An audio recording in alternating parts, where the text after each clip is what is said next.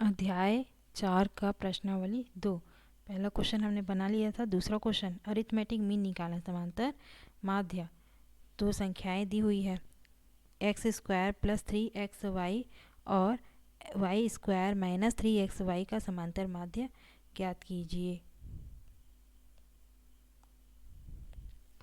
दूसरा प्रश्न a equal to दिया हुआ है एक्स स्क्वायर प्लस 3xy और b का मान दिया हुआ है y square minus 3xy। X square plus 3xy y square minus 3xy ये दिया हुआ है। a और b का मान समांतर माध्य निकालना है। Arithmetic mean.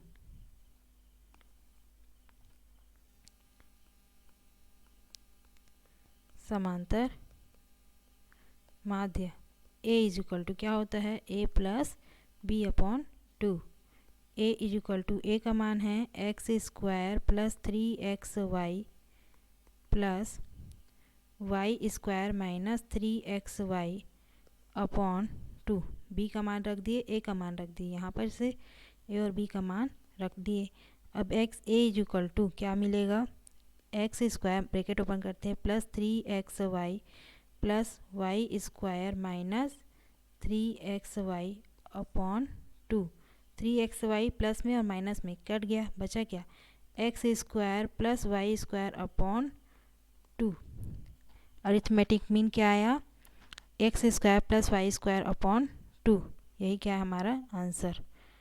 नेक्स्ट देखते हैं। इसके बाद क्वेश्चन दिया हुआ है तीसरा क्वेश्चन दो संख्याओं का समांतर माध्य 7 है। मतलब a का मान समांतर माध्य का मान है 7 और गुणनफल समांतर माध्य 7 है और गुणनफल मतलब कि मान के चलो दो संख्याएं a और b है तो a इंटू बी का मान है गुणनफल में 45 है। तो संख्याएं ज्ञात कीजिए। तो संख्याएं ज्ञात कीजिए दिया है।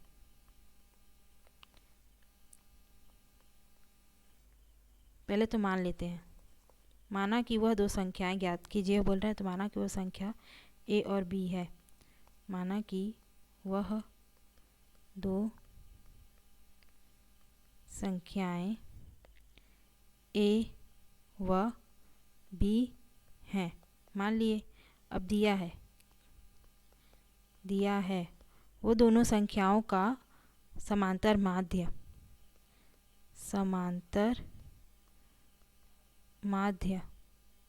a बराबर दिया हुआ है 7।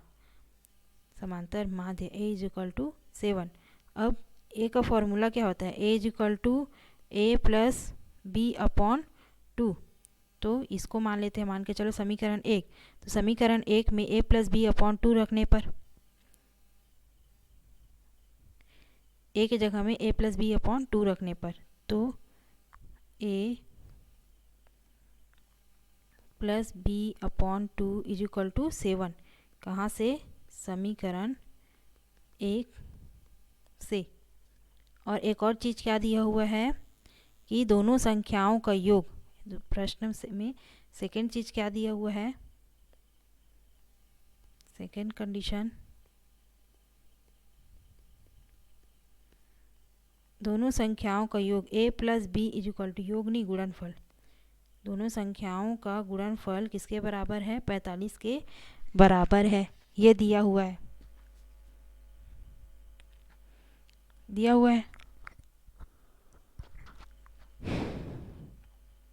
ए बी इज इक्वल टू 45। समीकरण 2। समीकरण 1 को और मॉडिफाई कर सकते हैं क्या कर सकते हैं। क्या लिख सकते हैं यहाँ पर समीकरण 1 ये नहीं है ये है a plus b is equal to 7 दूनी 14। ये हो गया समीकरण 1। समीकरण 1 ये हो गया और समीकरण 2 ये हो गया अब समीकरण 1 से a इज इक्वल टू क्या लिख सकते हैं 14 minus B.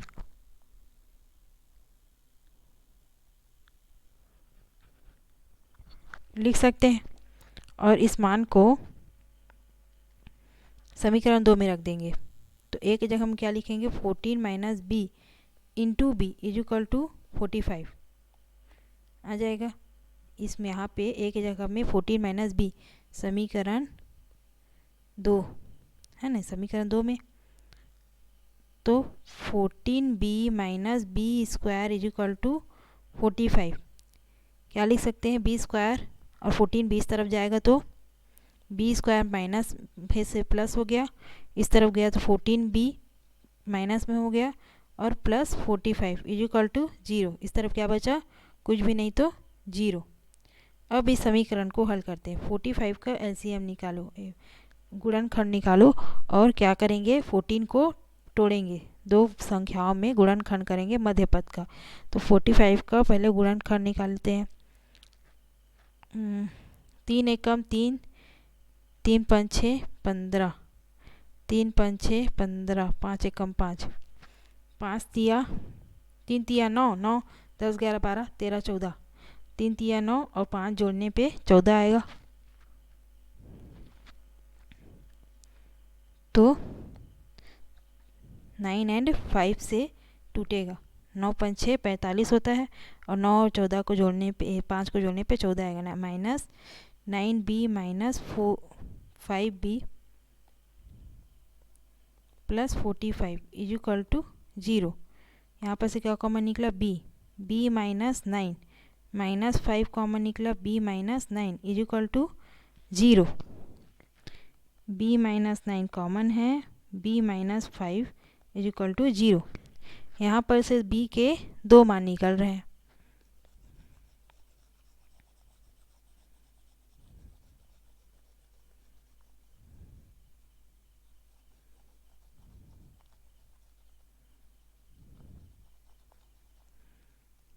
b is equal to 9, b minus 9 से, और b is equal to 5, b के दो मान निकल रहे हैं।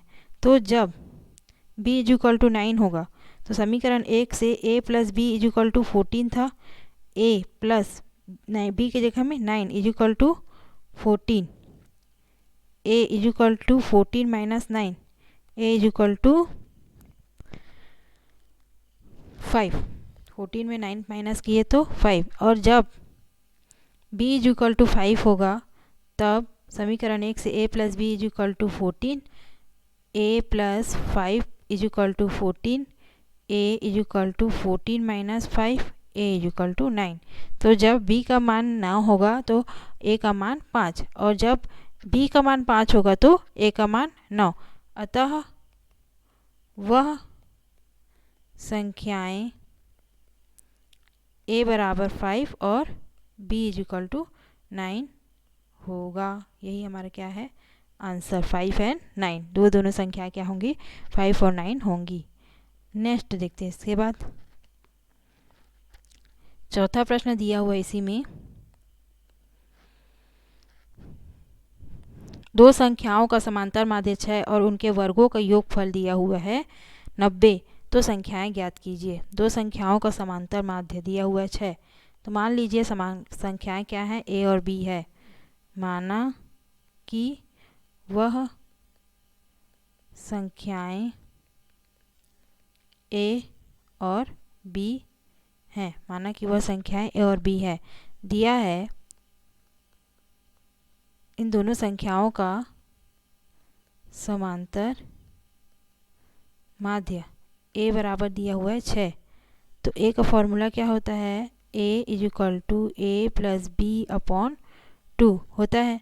तो इसी a को मान को यहाँ पर रख सकते हैं, क्या लिख सकते हैं, a plus b upon 2 is equal to 6 लिख सकते हैं। a की जगह में क्या लिख सकते हैं, a plus b upon 2 is equal to 6 लिखा जा सकता है। a plus b upon 2 is equal to 6, 6 दूनी 12, a plus b is equal to 12, ये हो गया समीकरण 1। और आगे दिया हुआ है सेकेंड कंडीशन, क्या दिया हुआ है यहाँ पे कि इन दोनों संख्याओं का वर्गों का योग 90 है। इन दोनों संख्याओं का वर्ग मतलब कि a square plus b square दोनों वर्गों का योग क्या है, 90 के बराबर है। समीकरण 2।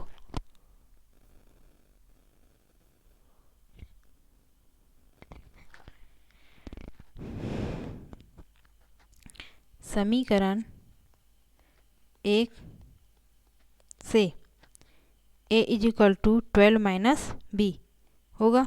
a का मान क्या मिल जाएगा? 12 माइनस बी। अब इसी मान को समीकरण 1 में रखने पर a का मान समीकरण 2 में रखने पर समीकरण 2 क्या है? A square plus b square. तो ए स्क्वायर के जगह में क्या रखेंगे? 12 minus b. 12 minus b a के जगह में ना, तो 12 माइनस बी का स्क्वायर होगा plus b square is equal to 90। 12 144 minus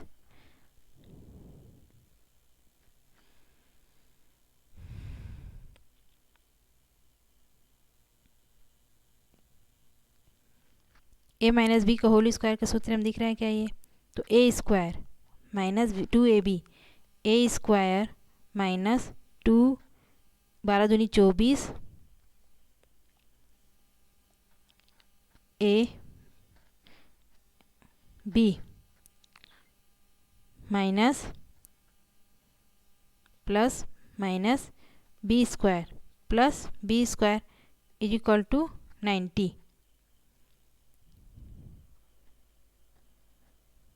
A square minus 2ab plus b square, a square minus plus a square plus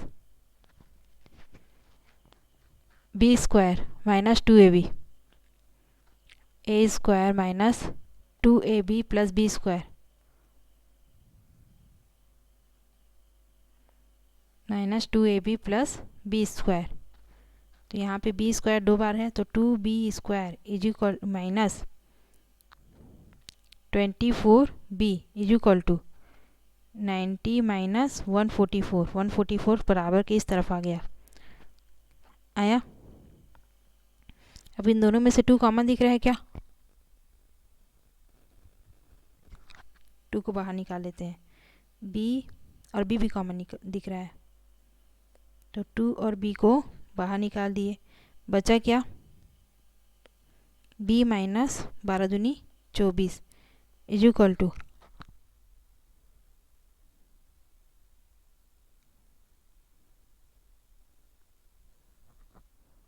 144 में 90 माइनस करते हैं।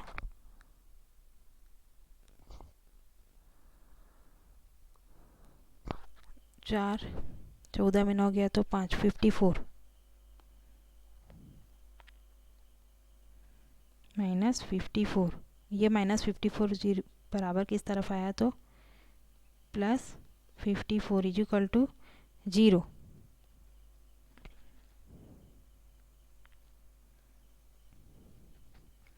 यहाँ पर 2 कॉमन लेते हैं बस। बी स्क्वायर माइनस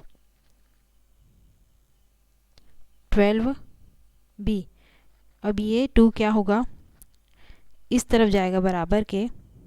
इसमें भी कॉमन निकालते हैं 12b, और इसमें कॉमन निकलेगा 2 का, तो क्या बचा? कॉमन निकाल रहे हैं तो सभी निकालेंगे ना। इसमें 2 को कॉमन निकाले तो 2 दूनी 4, 1 बच गया, 2 सत्ते 14 27 आया। ये भी हट के क्या आ गया? 27। तो नया समीकरण क्या बना? 2 को इस जीरो तरफ लाएंगे तो बटे में आ जाएगा। 0/2 बराबर 0 ही आएगा। B square minus b square 12b plus 27 is equal to 0। ये हो गया हमारा वर्ग समीकरण दिख रहा है, एक द्विघात समीकरण दिख रहा है। तो 27 को तोड़ेंगे कि 12 आए। 27 को ऐसे 2 भाग हम तोड़ेंगे कि जो गुणा करने जोड़ने या घटाने पे 12 है, गुणा करने पे 27 3 निया 27, 3 तिया 9, 3 एकम 3, 3 तिया 9, 9 में 3 जोड़ने पे 12। B square minus 9b minus 3b plus 27 is equal to 0। b common निकला यहाँ पर से, बचा क्या? b माइनस 9 माइनस 3 कॉमन निकला, b माइनस 9, 9 तिया 27 is equal to 0। b minus 9 बी माइनस 3 is equal to 0।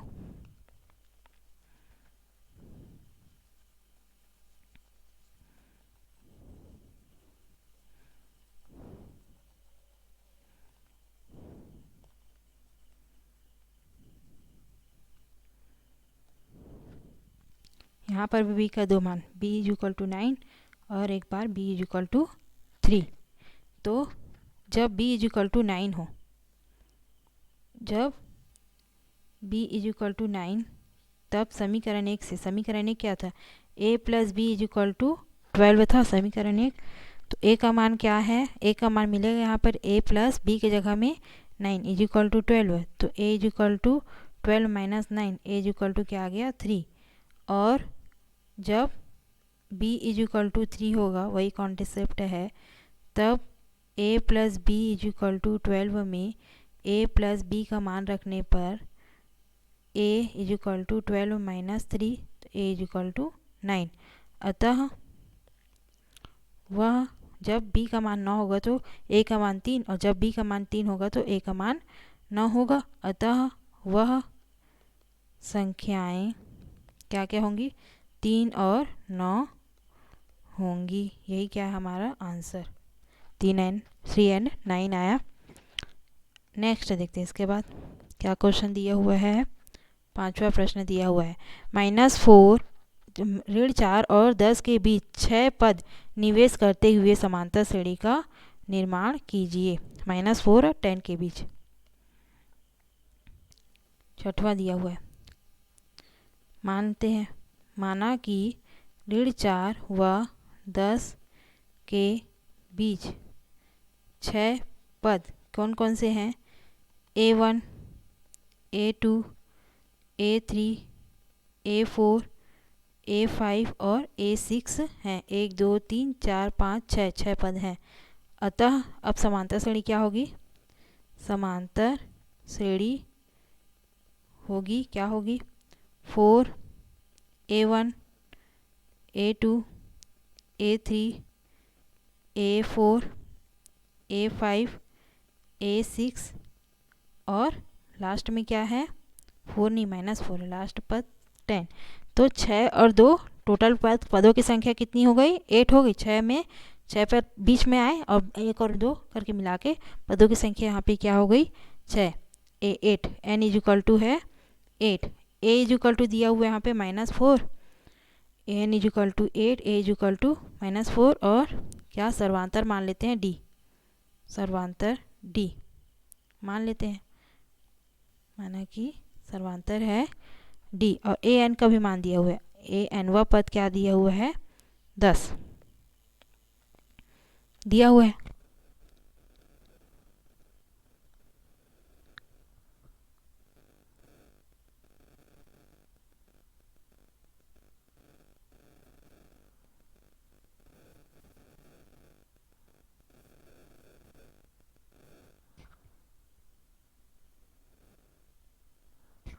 A N verse का पद का सूत्र क्या होता है, a n is equal to a plus n minus 1 into D.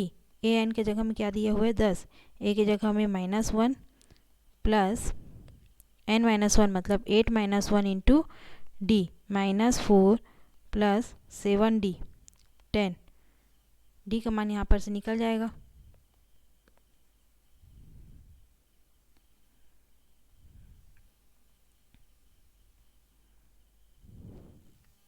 Seven d is equal to 10 plus 4, 4 इधर जाके क्या हुआ प्लस हो गया माइनस से, 7d is equal to 14, d is equal to 14/7 मतलब कि 2। d का मान क्या आया, 2 आया। अब d का मान को क्या करेंगे, d का मान मिल गया, a का भी मान मिल गया, तो निकाल लेंगे पद को। अब a1 इज इक्वल टू क्या है, a1 क्या है, a प्लस डी, दूसरा पद है इसलिए a प्लस डी, दूसरा पद का सूत्र क्या होता है, a plus D.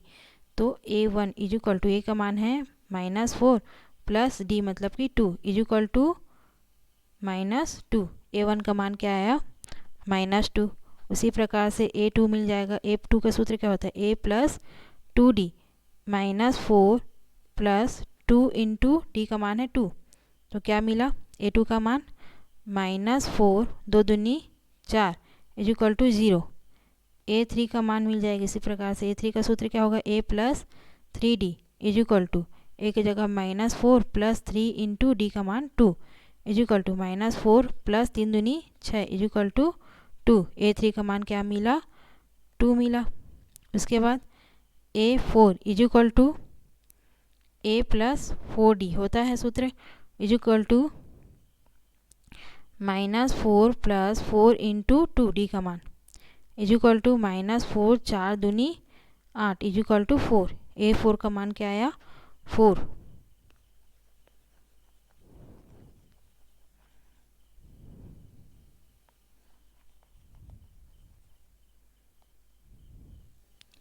A5 equal to A plus 5D equal to A का मान है -4 प्लस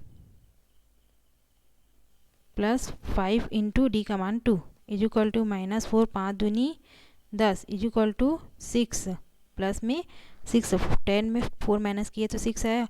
उसके बाद लास्ट में पद है छठवां A6 equal to A plus 6D equal to A का मान है -4 प्लस 6 इंटू डी का मान है 2 -4 6 दूनी 12 इक्वल टू 8।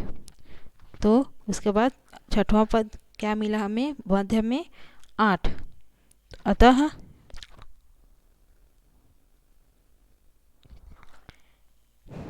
A1 A2 सबका मान क्या है 2 -2 0 2 4 6 और 8।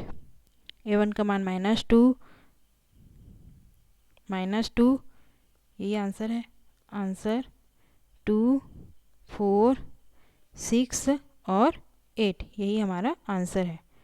अतः ऋण 4 और ऋण 10 के बीच 6 पद कौन कौन से होंगे ऋण 2 0 2 4 6 और 8 होंगे, यही आंसर है। नेक्स्ट देखते हैं इसके बाद क्वेश्चन कौन से में आए हैं 6 में। नेक्स्ट टाइम देखेंगे।